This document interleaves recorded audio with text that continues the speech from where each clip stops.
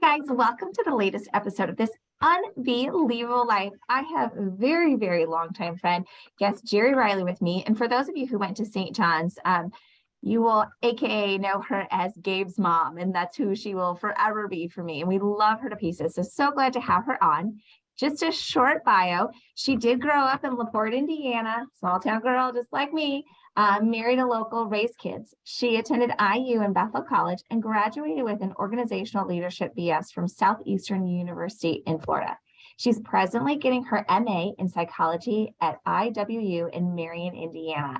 She's been a stylist and a salon owner, a public speaker, a pastor's wife, and a ministries coordinator. She is ordained and ministered to and counseled many demographics, including addiction recovery groups and women's ministries. We love her big heart for sure. She has worked in public service, teaching life skills and supervising foster kids in parent visitation, which I can't even begin to tell you guys how important that is, and coordinating volunteers. She is SAM HSA certified, specializing in trauma-informed care. And she's presently writing 4 Keys to Life, a book that will help you unlock your personal growth. Geri, take it away. Hi, how are you, Nikki? It's been such a long time and it's so good to see you. Thank you for having me on. I love the title, UnBee-lievable Life. My life has been a little bit unbelievable. One time when I was living in Bradenton, Florida, I had a lady just come up to me and go, "Who are you?" Because she found out I was doing yet a different job from the one that she was used to seeing me do. So I guess what I would say about having an unbelievable life is that you really have to be flexible, open to change, open to learning. I learned recently that I do have some Irish ancestry, just like my grandma and my dad always said. I didn't know for sure, but a friend of mine sent me one of those ancestry.com packets, and I am a little bit Irish. So this is my first St. Patrick's Day where I actually know for sure that I am kind of Irish. But before my dad passed away a couple of years ago, he got me some 4-leaf clover earrings and a necklace. And so I especially wear them this time of the year. And when you said that the title of your podcast and everything is UnBee-lievable Life, I do a talk that talks about what you should be. And I don't like the word should. I like the word could, because it's more of a possibility word than a you better do this word. And I do better with open-endedness, you know.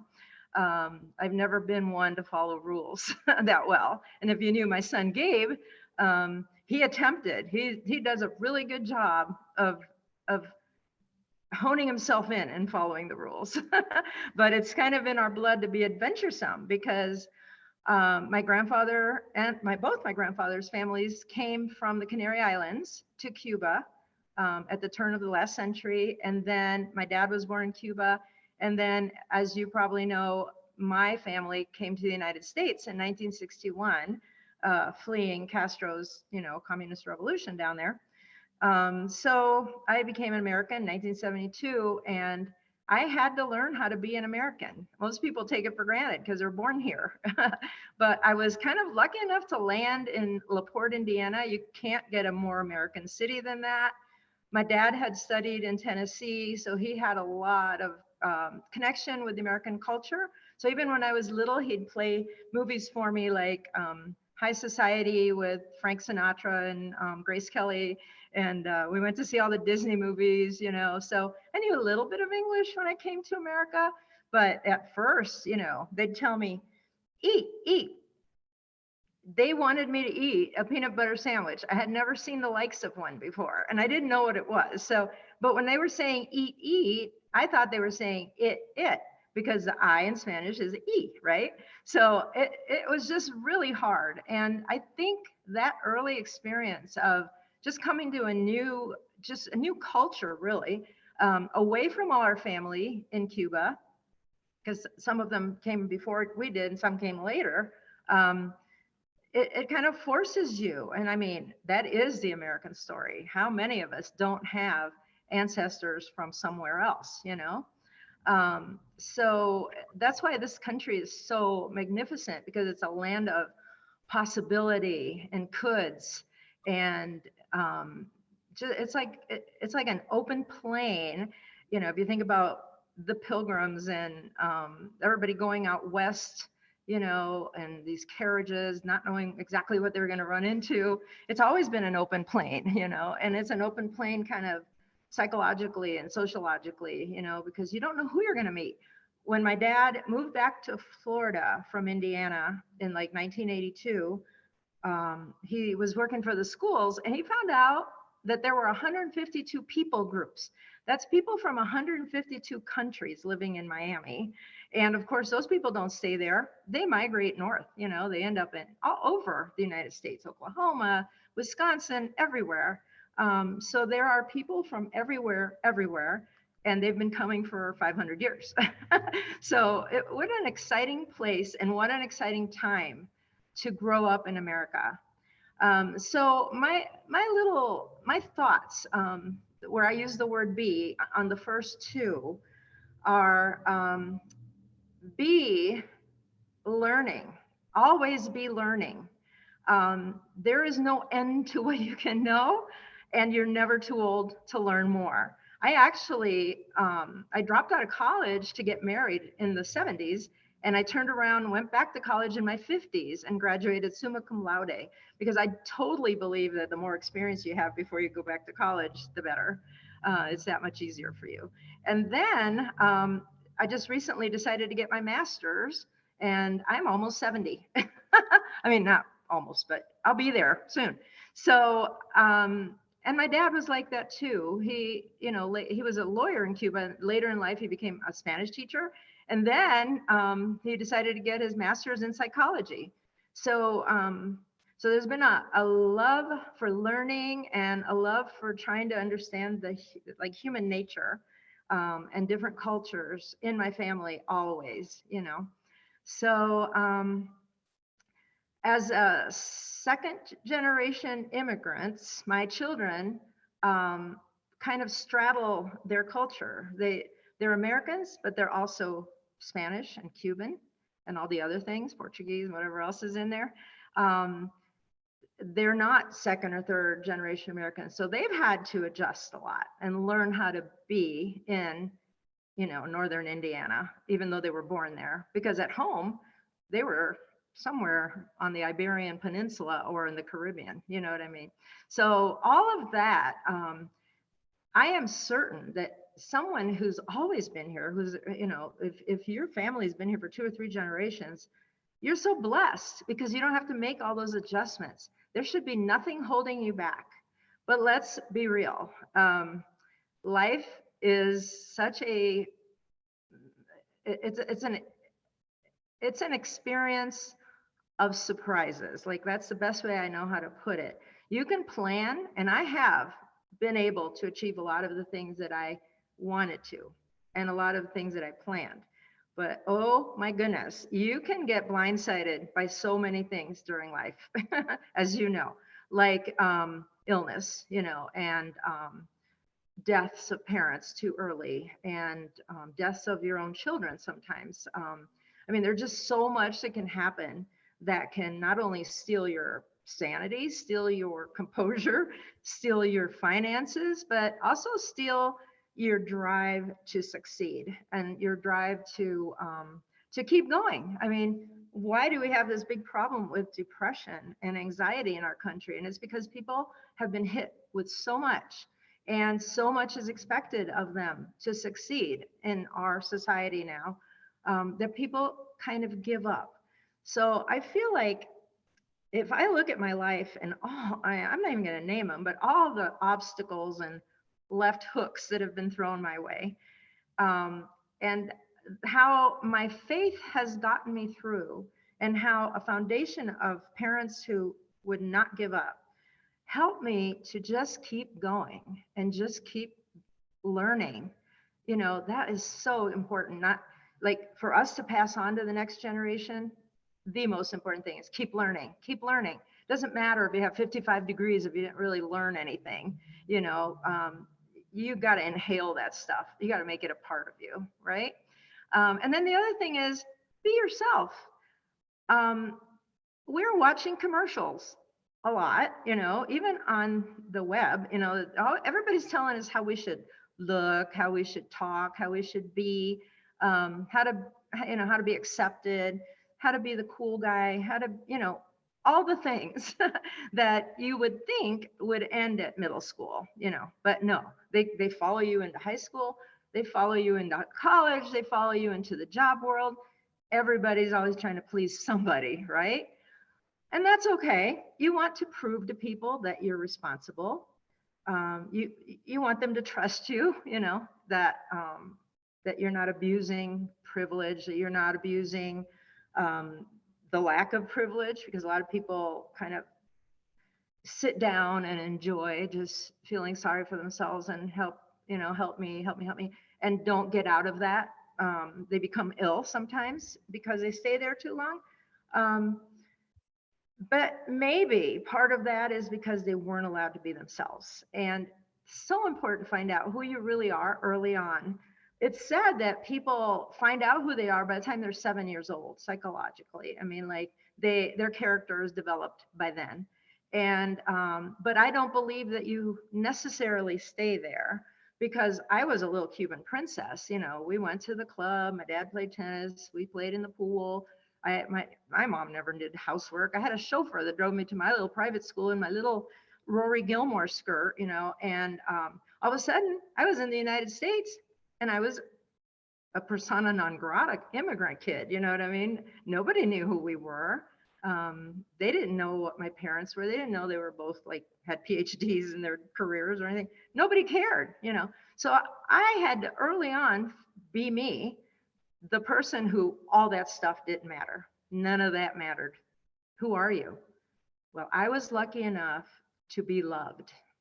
I was lucky enough to have parents that really loved me and loved me unconditionally. Yeah, my mom flipped out if I got a C on my report card. Let's be real. But my dad kind of made up for it by just loving on me and showing me how to be a healthy person that could look in the mirror, and even if I messed up, still respect myself, because I was learning, being myself and being loved. And ultimately what that did for me, and I mean, I had to write these thoughts down. I learned from so many sources, and I started writing that book, 4 Keys to Life. And I'm not done with it yet. My life has been so busy that I have not had time to finish it. I'm so close, and I will do it.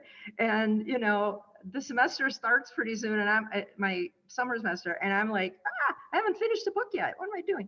But I have to do it, eventually. But in the meantime, I had this lady who's a publisher help me add stories to my book. Because it was just very factual. It was a book that we used, my husband was a pastor, and we used it at our church for new believers and new members to understand what we believed, about Jesus and salvation and all that, and what it meant to you, and how that makes you able to self-actualize, what were you made for? So it's a good little book if I ever get it done. But Marty Bowling Statler was a publisher who was helping me for a while. And I saw on her profile recently, and I'm telling you, this is a woman who's had to reinvent herself several times for all the reasons that we all do, just things that happen in your life. She was adopted, her stepdad died, her career took twists and turns. I read this on her profile today. I said, Marty, can I use that? And she said, the man who raised me died unexpectedly on April 19th. Of 2019. As I write this, I'm thinking about him and I'm crying. My dad died in 2021, so I understand. Grief is, and she says a bitch, but that's Marty. I'm not sure it ever goes away, but because of his death, I look at life differently and started 2 businesses in the months that followed. She did not allow that grief, to suck her in and take the life out of her. And then she also, as she's reinventing herself, she's learning new things. She's being herself. She's hanging on tight to who she is. She's loving herself. She's taking care of herself. I have another quote from somebody named David McClever, who said, "The modern condition is mostly trying to do things on your own that people have historically achieved with a large support network and wondering why we're tired all the time." Something that I think brilliant people do is build community, whether it be at work and you figure out a way to be friends with some of the people you work with, um, even the ones that aren't very friendly. I challenge myself. The ones that are mean are the ones I'm the nicest to. Not just because I'm not trying to manipulate them. I want to show them the love of God, because I figure they need it or they wouldn't be so mean. So, but eventually some of these people didn't like you or that you didn't like because you like yourself and because your parents taught you to like yourself. And that's an admonition to parents. Please teach your kids to like themselves. They eventually begin to trust you, and some of them end up being your friends. But we need a support network. We need other people, especially people in our family if they're available. Most people struggle with not being who they think they should be more than with being who they are. Okay. So if you spend your whole life trying to be something that you think everybody else needs you to be, you will not zero in on being who you are, like finding out who you are. And I understand that a lot of people do not have the freedom to financially or the ability to time wise to just focus on themselves and what they want to be. During those times, I've found that those are the times when I find out the most about myself. Those really hard times when it's like, but I want to be doing this. I would be so much more useful doing this.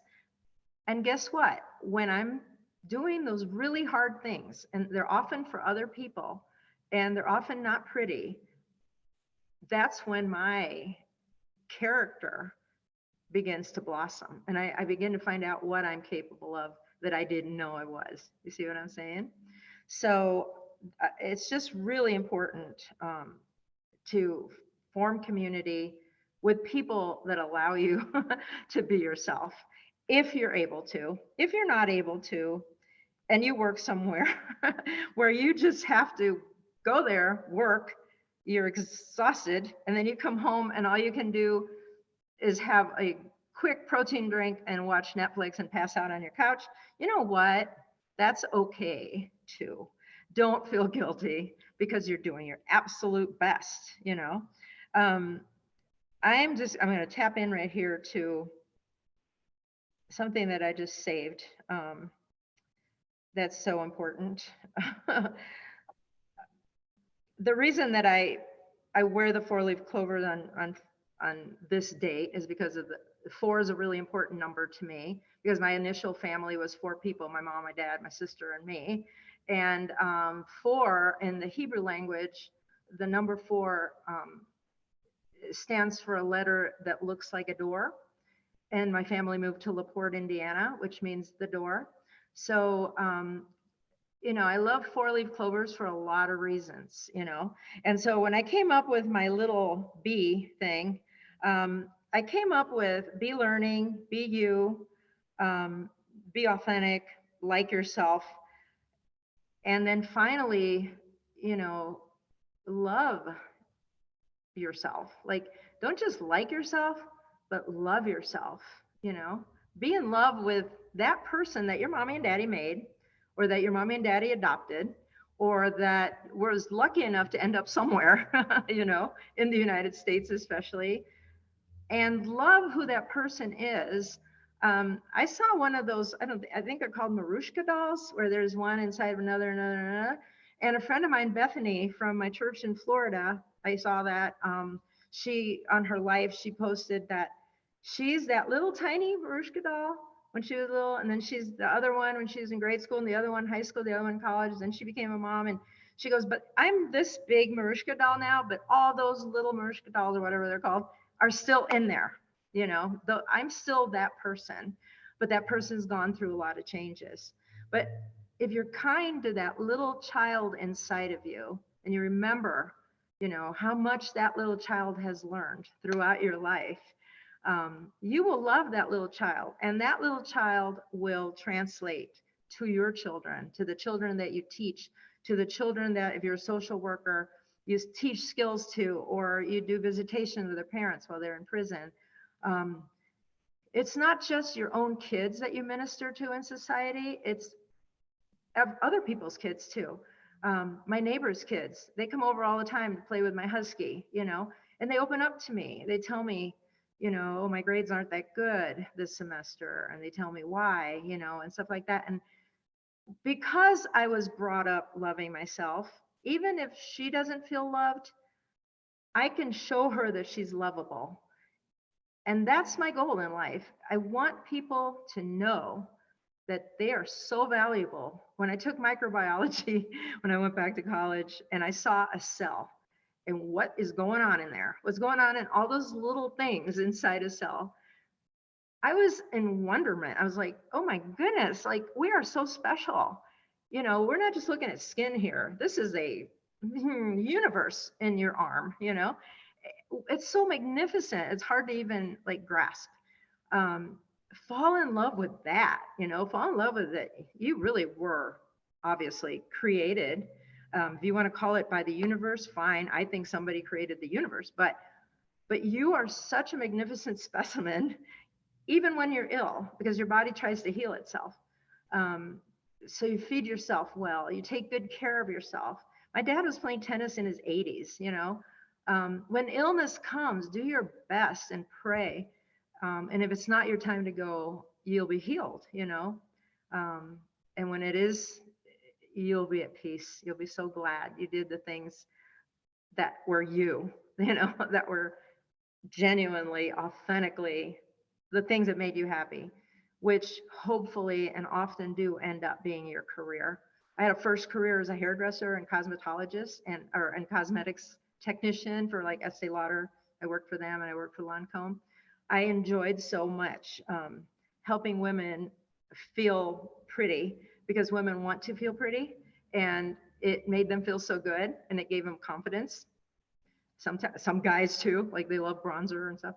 Some guys like mascara. I mean, whatever makes you feel like you're able to, walk out the door feeling good about yourself. I don't care, as long as you're not doing it just to impress other people.